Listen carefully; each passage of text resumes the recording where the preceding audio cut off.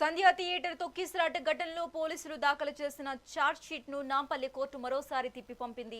నటుడు అల్లు అర్జున్ తో సహా 23 మందిని నిందితులుగా పేర్కొంటూ పోలీసులు దాఖలు చేసిన ఈ ఛార్జ్ షీట్ లో కీలకమైన సాంకేతిక లోపాలు ఉన్నట్లు కోర్టు గుర్తించింది. ముఖ్యంగా హార్డ్ డిస్క్లు, సీడీలు, పెన్ డ్రైవ్ల వంటి సాక్ష్యాధారాలను జతపరచకపోవడంతో కోర్టు తీవ్ర అసహనం వ్యక్తం చేస్తుంది. ఇప్పటికే 2 సార్లు ఛార్జ్ షీట్ ను వెనక్కి పంపిన కోర్టు లోపాలను సరిదిద్దాలని పోలీసులను ఆదేశించింది. దీంతో ఈ కేసు విచారణలో మరింత జాప్యం నెలకొనే అవకాశం కనిపిస్తోంది.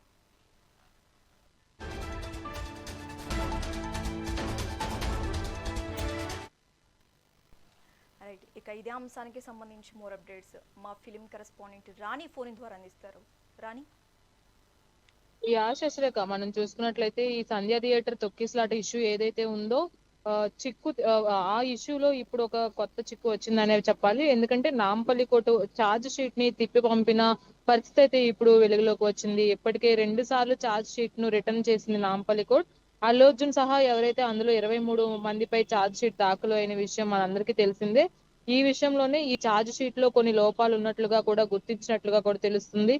పోలీసులు ఛార్జ్ షీట్ లో సాంకేతిక లోపాలు గుర్తించినట్లుగా కూడా కోర్టు మెన్షన్ చేయడం జరిగింది. ఇందులో ఏవైతే హార్డ్ డిస్క్లు, అలాగే సీడీలు, పెన్ డ్రైవ్లు జతపరచకపోవడంతో ఛార్జ్ షీట్ ను మళ్ళీ రిటర్న్ చేసిన పరిస్థితి అయితే ఇప్పుడు కనిపిస్తుంది.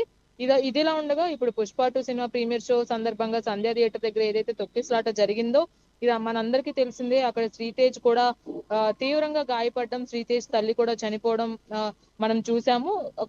శ్రీతేజ్ తీవ్రంగా గాయపడ్డారు కాబట్టి కొన్ని నెలల నుంచి శ్రీతేజ్ కి సికింద్రాబాద్ లోని కిమ్స్ హాస్పిటల్ లో కూడా చికిత్స అందిస్తున్నారు. అయినప్పటికీ కూడా ఆరోగ్యం మరీ అంత కుదుట పడిపోయినా గానీ ప్రస్తుతానికి నిలకడగా ఉండడంతో డాక్టర్లు అతన్ని డిశ్చార్జ్ చేసిన పరిస్థితి కూడా మనకు కనిపించింది. అయితే ఇదే ఇష్యూ పైన అల్లు అర్జున్ తో కలిపి మొత్తం 23 మందిపై కూడా కేసు నమోదు చేయడం, ఛార్జ్ షీట్ లో కూడా ఏవైతే మెన్షన్ చేశారో దాంట్లో కొన్ని లోపాలు ఉన్నట్లుగా కూడా కోర్టు తేల్చి చెప్పిన పరిస్థితి ఇప్పుడు కనిపిస్తుంది.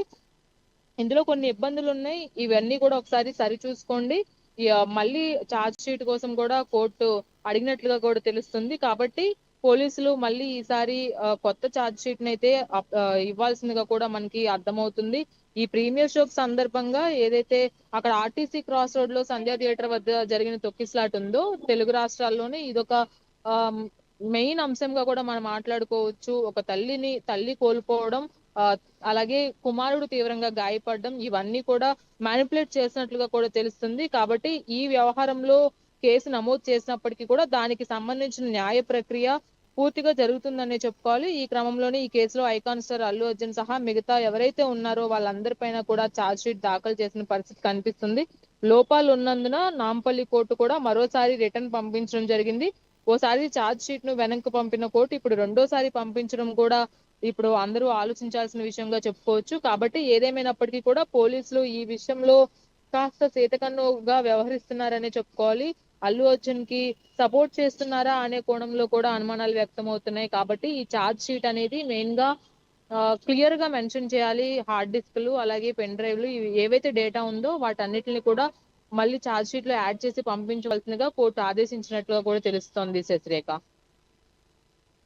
Thanks for the updates Rani.